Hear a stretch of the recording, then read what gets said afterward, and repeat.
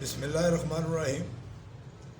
میرے پیارے کشمیر کے پیاروں، آپ کا اپنا ظفر اقبال نگینہ اپنی بات کے ساتھ حاضر۔ میرے پیاروں، میں جب بھی آپ سے مخاطب ہوتا ہوں تو انتہائی دکھ اور کرب کی حالت میں ہوتا ہوں، کیونکہ میری سوچ اور فکر جب مقبوضہ کشمیر کے اپنے کشمیری بھائیوں کی جانب ہوتی ہے جن پر بھارتی فوجی درندے ظلم ڈھا رہے ہیں، تو میں عجب صورتحال سے دوچار ہو جاتا ہوں۔ میرے کشمیری بھائیوں، 72 سالوں سے پاکستان کی سیاسی جماعتوں کے قائدین ہمیں جو دھوکہ دے رہے ہیں، خدا کے لیے اپنے آپ کو اس دھوکے سے بچاؤ۔ یہ کشمیر کو ایک انڈسٹری انہوں نے بنایا ہوا ہے اور کشمیر کے نام پر یہ کھا رہے ہیں سارا کچھ۔ اقتدار اپنے کو سنبھالا دیتے ہیں کشمیر کے نام پر، کشمیر کے نام پر آزاد کشمیر کے عوام کو بیوقوف بناتے ہیں،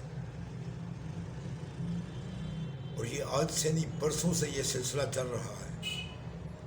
میرے کشمیری بھائیوں،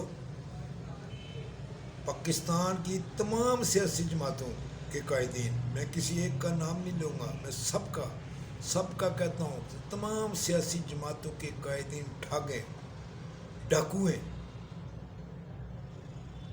صرف اپنے مفادات کی جنگ لڑتے ہیں، اپنے مفادات کے لیے ان کے سارے کیے دھرے ہیں۔ میرے کشمیر کے پیاروں، ان کے پرچم اٹھا کے مت چلو، ان کی تصویریں اٹھا کے مت چلو۔ مودی تو ہمارا ہے ہی دشمن، لیکن یہ اس سے بھی بڑے دشمن ہیں۔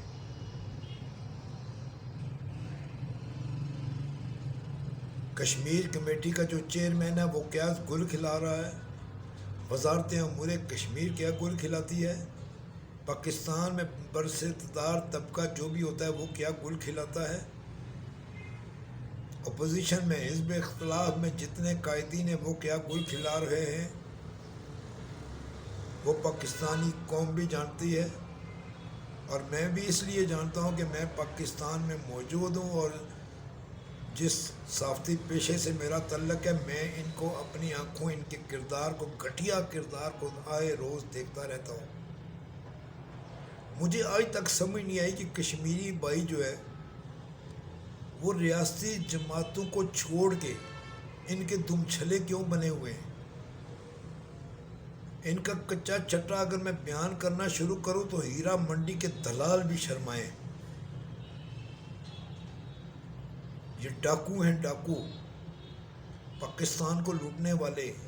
یہ تو پاکستان کے خیر خواہ نہیں ہیں، پاکستان کے بھی ساتھ یہ دشمنی کر رہے ہیں۔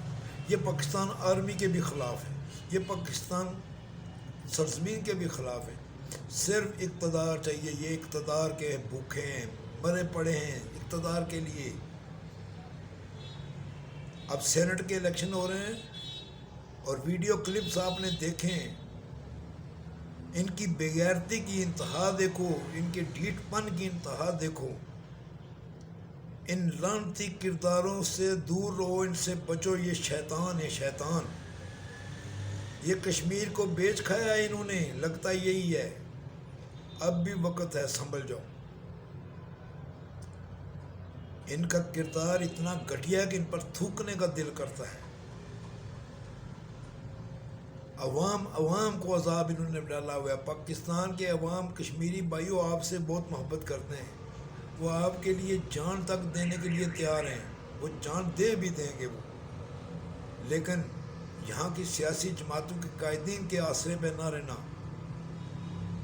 یہ دنیا جہان کی بے غیرتی ان کے اندر، دل میں، دماغ میں سمائی ہوئی ہے۔ جو لوگ اس بات کو میری کو تلخ سمجھتے ہیں، ناگوار انہیں گزرتی ہے تو گزرے، لیکن میں باز نہیں ہوں گا اپنی بات کرنے میں۔ جو کرنا ہے کسی نے وہ کر لے۔ یہ کشمیر کے سوداگر بنے ہوئے ہیں، کشمیر بیچ کھایا ہے انہوں نے۔ آج اگر آزاد کشمیر کا ٹکڑا بھی موجود ہے تو وہ پاکستان آرمی کی وجہ سے ہے، جس نے کنٹرول لائن پر اپنے سیسا پلائی دیوار بنی ہوئی ہے۔ خدا کا واسطہ ہے ان کے چنگل سے نکلو، اپنی ریاستی جماعتوں کو اس کا تشخص بحال کرو۔ میں آج اس لیے بھی خوش ہوں کہ سردار سکندر یاد خان واپس اپنے گھر آ گئے اور انہوں نے آج جموں کشمیر مسلم کانفرنس کے ساتھ چلنے کا عزم کیا ہے۔ وہ کل بھی مسلم کانفرنس کے تھے، آج بھی مسلم کانفرنس کے اور آنے والے کل میں بھی مسلم کانفرنس کے ہوں گے۔ غیرت کا تقاضا جو تھا وہ یہی تھا، انہیں سمجھ آ گئی۔ اگر وہ سمجھتے کہ پاکستان کی قیادت ان کے لیے بہتر ہے، مسئلہ کشمیر حل کرنے میں مخلص ہے، تو اب یقین کرو وہ کبھی بھی یہ فیصلہ نہ کرتے، لیکن انہیں سمجھ آ گئی ہے۔ اور میں چاہتا ہوں کہ آپ سب کو بھی سمجھ آ جائے۔ بیرسٹر سلطان محمود کا کردار آپ لوگوں کے سامنے ہے۔ کبھی کسی ہوٹل سے پکڑا جاتا ہے، کبھی کسی ہوٹل سے مفرور ہوتا ہے، ہوش میں آتا ہی نہیں ہے، اس کو اپنی ہوش نہیں ہے، سب رنگ بازی وہ کر رہا ہے۔ اور اب یہ چاہتے ہیں آپ کہ یہ شخص پھر دوبارہ وزیر اعظم پاکستان بن جائے۔ ادھر بھی بیپاری ہو گئے، ادھر بھی بیپاری ہو جائیں گے، پھر سمجھو کہ کیا مقبوضہ کشمیر تو ہمارے پاس پہلے ہی نہیں ہے، یہ آزاد کشمیر بھی آپ کے ہاتھوں سے نکل جائے گا۔ بچو، ان لوگوں سے بچو، کسی پر بھروسہ نہ کرو، یہ جنگ تمہیں خود لڑنی ہے۔ اگر آزاد کشمیر کو آزاد کرا سکتے ہو تم بھارتی مقبوضہ کشمیر کو بھی آزاد کرا سکتے ہو۔ ایک بار فیصلہ کر لو کہ کرنا کیا ہے۔ ہماری تحریک، ہمارا سفر آزادی کی تحریک ہے اور منزل ہماری آزادی ہے، یہ یاد رکھنا۔ اس کے علاوہ تیسرا کوئی آپشن نہیں ہے، ہم نے آزادی لینی ہے بس، اور اس کے لیے ہم اپنی جان تک قربان کر دیں گے، چھوڑیں گے نہیں۔ جو اقتدار کے پیچھے پڑے ہوئے ہیں ان پر لعنت بھیج دو، ان لوگوں کے ساتھ چلو جو کشمیر کی آزادی چاہتے ہیں اور مخلص ہیں اپنے اس مشن کے لیے۔ ان سوداگروں کے ساتھ چلنے والے بھی سوداگر ہوں گے، ان بیوپاریوں کے ساتھ چلنے والے بھی بیوپاری ہوں گے۔ یہ ملک دشمن لوگ ہیں،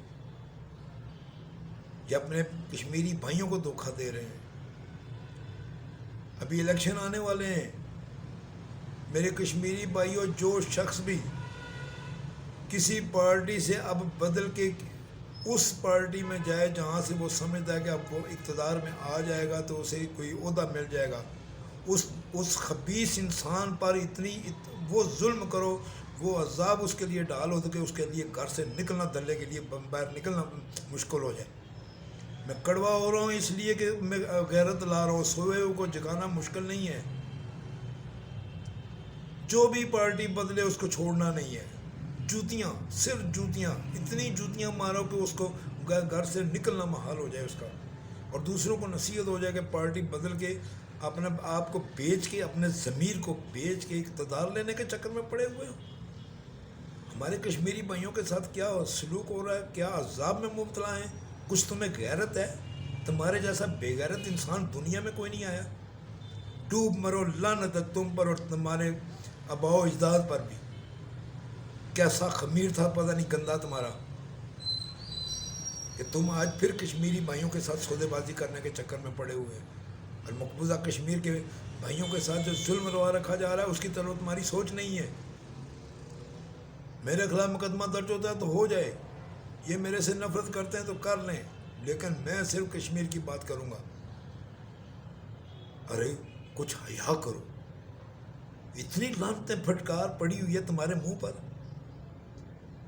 صرف اقتدار کے لیے۔ لعنت ہے تمہاری زندگی پر۔ آج کا یہ پیغام پہلی خوراک ہے، اور یہ خوراکیں میں روز بڑھاتا جاؤں گا، کم نہیں کروں گا۔ اللہ حافظ۔